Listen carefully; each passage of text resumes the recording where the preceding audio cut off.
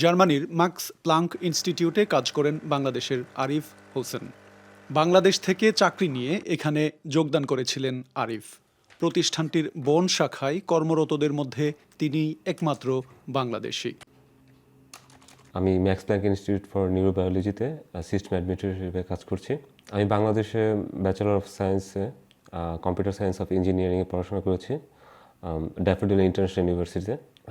সেখান থেকে আমার এখানে আসা অবধি আমার প্রায় 6 বছর কাজের অভিজ্ঞতা আছে বাংলাদেশে।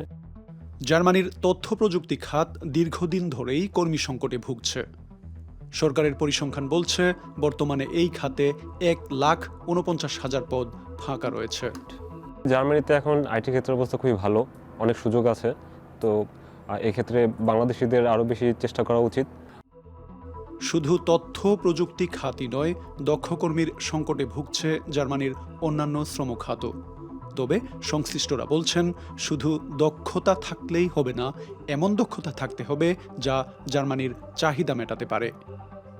So a recommendation could maybe be, I mean, there's of course like a need for more bilateral agreements also between Bangladesh and Germany.